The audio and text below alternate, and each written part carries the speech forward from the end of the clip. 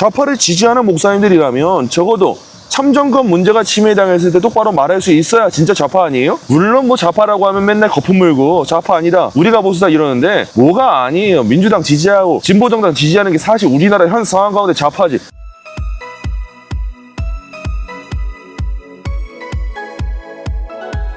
여러분 반갑습니다. 신학과 신앙의 노승규입니다. 저는 지금 올림픽공원에 나와 있습니다. 6월 3일부터 시작된 이 참정권 침해 문제, 이 부정선거의 문제 때문에 온 국민들이 전 세계 어떤 역사에도 없는 이례적인 이 운동에 참여하고 있지 않습니까? 너무 감사한 일입니다. 다만 이제 시간이 좀 2달이 넘어가다 보니까 점차 여기가 사그라들 것 같지만 아니요, 그러지 않습니다. 오히려 이 낮 시간, 우리 보수 청년들은 일을 열심히 하잖아요. 그러다 보니까 낮 시간에 청년들 출근해 있는 그 시간 동안에는 우리 어르신 선배님들이 이 자리를 채우시니까 얼마나 이 열기가 끊이지 않고 감사한지 모릅니다. 여러분, 이 참정권 문제는 좌파 우파 문제입니까? 아닙니다. 이거는 보수 진보 문제도 아니고 정치적으로 어떤 진영에 있냐 문제가 전혀 아니에요. 이건 국민이라면 당연한 권리인데 이 권리를 침범당하고 침해당한 이 문제에 대해서 한마디도 못하는 사람들, 그 사람들은 대체 어떤 잣대를 가지고 살아가고 있는 것이고 그 사람들 과연 국민이라고 말할 수 있을까요? 전 특히나 이 문제를 단순히 일반 국민들, 시민들에게 지적하고 싶은 게 아니라 특히나 정치 얘기하지 말라고 말하고 있는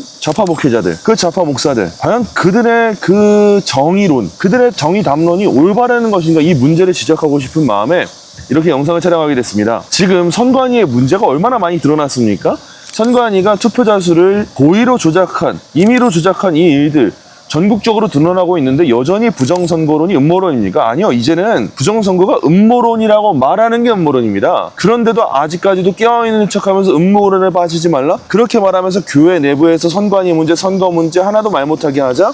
교회는 정치 얘기하지 말자?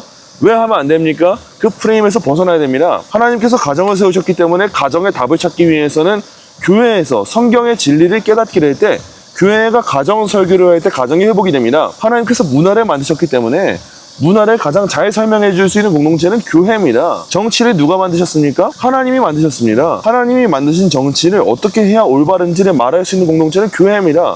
교회는 정치 얘기를 해야 됩니다. 오히려 그릇되게 하는 게 아니라 바르게 하는 게 중요한 건데 그냥 정치 얘기 하지 마라? 저는 이거 목적이 있다고 생각합니다. 막아야 되는 정치 이야기가 있기 때문에 말하지 말라고 하는 거죠. 그렇게 말하는 사람들 다 좌파 목사님들 아닙니까? 그분들이 정치 얘기하지 말라고 해서 하는 행태가 뭐예요? 12.3 개헌 비판하죠. 세월호 비판하죠. 보수 정당 비판하죠. 맨날 국민의힘 비판하고 자유와혁신 비판하고 보수 대통령 비판하고 이승만 박정희 욕하는 거 아니에요? 이런 잣대를 들이미는 사람이 정치 얘기하지 말라고 하니까 제가 환멸감이 드는 겁니다. 저는 맨날 그렇게 인권 말하고 정의 말하는 좌파 목회자분들에게 한번 묻고 싶습니다. 여러분 잘 생각해보세요. 대부분의 인권운동 왜 생겼습니까? 참정권 회복의 문제입니다. 페미니즘 저 싫어합니다. 극도로 싫어합니다.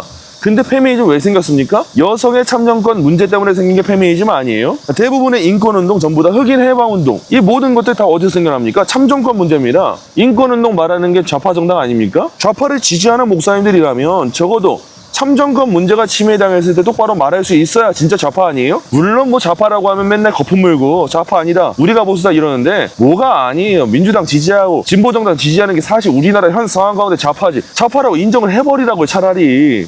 전 보수 우파입니다. 차라리 좌파인 걸 인정하고 좌파를 지지한다면 그 인권운동하는 그 논지에 맞게 일관성 있게 행동하자고요. 근데 일관성이 없죠. 왜 없습니까? 그 좌파 이념 가운데 일관성이 없으니까 그런 거예요. 그게 거짓이니까. 그 좌파 목사님들 대표적인 사건 몇 가지만 말해볼까요? 박근혜 대통령 탄핵 때, 세월호 반국 때, 그때 엄청 목소리 내세웠죠. 특히 우리 국민들한테 이럴 수가 있냐, 목소리 많이 냈죠. 정치 얘기 합니까 안 합니까? 하죠. 근데 그건 정치 얘기 아니래요. 사고에 대한 거래요. 그럼 무한공항 참사에 대해서 왜 말 안 합니까? 똑같이 말해야지. 그리고 윤석열 대통령 계엄 때, 12.3 계엄 때는 그거 뭐 이런 대통령이냐 뭐 있냐라고 하면서 온갖 말 다 하잖아요. 정치 얘기입니까 아닙니까? 대통령 탄핵돼야 된다고, 촛불 들고 나가야 된다고 말하면서 왜 지금 참정권, 이건 보수 진보 문제도 아니잖아요. 이전에는 보수 정당에 대해서 반대했으니까 그렇다 칩시다. 이건 보수 정당도 아닌데 왜 이 문제에 대해서 한마디도 못합니까? 그거 양심 지키는 거 맞습니까? 저는 이런 문제에 환멸감을 느끼는 겁니다. 이중잣대잖아요. 적어도 일관성 있게 인권운동하려면 모든 인권 외치고 정말 정치 얘기 안 해야 된다고 생각한다면 정치 얘기 하지 말라고요. 근데 본인들 정치 얘기 할 거 다 말하면서 보수적인 정치 얘기 하지 마라? 아니 적어도 목사라면 차별금지법, 낙태법 문제는 말하라고요. 그것도 말 못하고 북한 인권도 말 못하고 오히려 북한한테 빌빌거리고 있는 정권은 잘하고 있다, 햇볕 정책 잘한 거다, 이렇게 하면서 무슨 인권을 말하고 약자를 말하고 평화를 말합니까? 그거는 말 같지도 않은 평화입니다.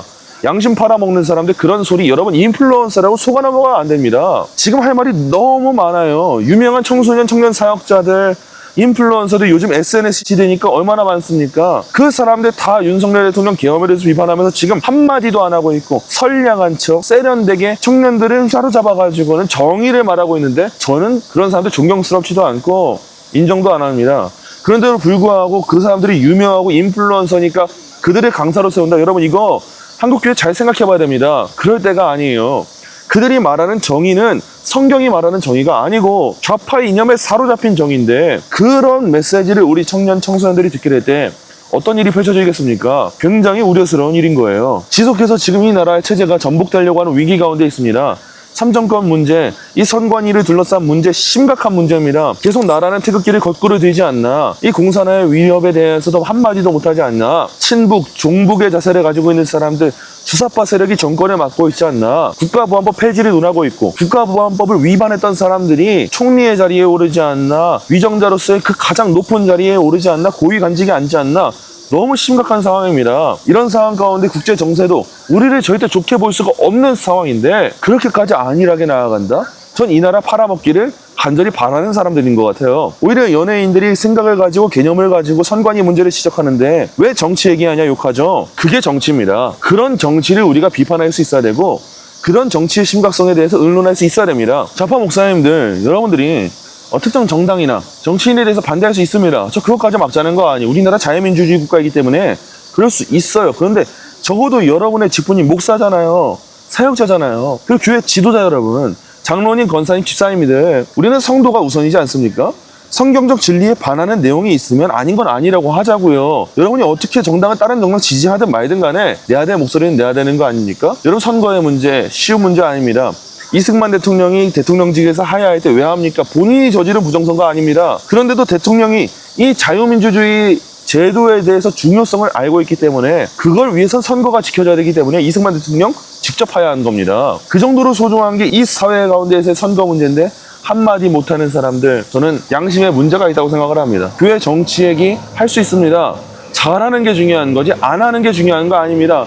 하는데 잘해야 되는 거예요. 성경적 진리에 입각해서 해야 될 말을 하는 그런 사역자들이 많이 나와야 되고 여러분 그런 사람들 나올 때 열심을 다해서 응원해 주시고 격려해 주시고 함께 지도해 주시기를 바랍니다. 그리고 여전히 많은 곳에서 활발하게 활동하고 있는 좌파 사역자들 우리 그들의 목소리가 옳지 않다는 걸 깨어있는 성도들이 알려줘야 되고 전파해줘야 됩니다. 그리고 그 목회자들이 진리로 돌이키고 양심이 바르게 회복될 수 있도록 우리가 그들을 위해 섬겨주고 기도하고 알려줘야 됩니다. 제가 이 영상을 찍는 목적도 마찬가지입니다. 단순히 비난하고 비판하기 위해서 아니요. 그것만이 아닙니다. 그들이 하나님 앞에서 사역자라면 돌이켰으면 좋겠습니다. 사역자의 양심을 지켰으면 좋겠습니다. 하나님을 좋게 하는 사역자가 되었으면 좋겠습니다. 내야 마땅한 이 목소리 내는 일에 함께 동참해 주시고 이 나라가 교회만 바로 서면 바로 설 수 있습니다. 성도들만 똑바로 하면 바로 설 수 있습니다. 우리나라 믿는 자들 수 썬데이 크리스천이가 아니건 간에 50%는 된다고 하잖아요. 그 50%만 바로 서도 나라 지키고 살릴 수 있습니다. 우리 성도들 믿는 사람들 깨어날 수 있도록 좌파 이념으로부터 돌이킬 수 있도록 민주당 홈페이지만 들어가 보라고요. 당 강령에 차별금지법 나오고 낙태에 관한 이야기가 나오고 젠더에 관한 이야기가 나오는데 어떻게 그런 정당 지지합니까? 국민의힘 잘했냐? 아니요. 잘했다고 한 거 없습니다. 적어도 국민의힘이 그런 법안을 안 내세우잖아요. 그럼 민주당 어떻게 지지합니까? 우리 이런 입장은 가지고 있자는 거예요.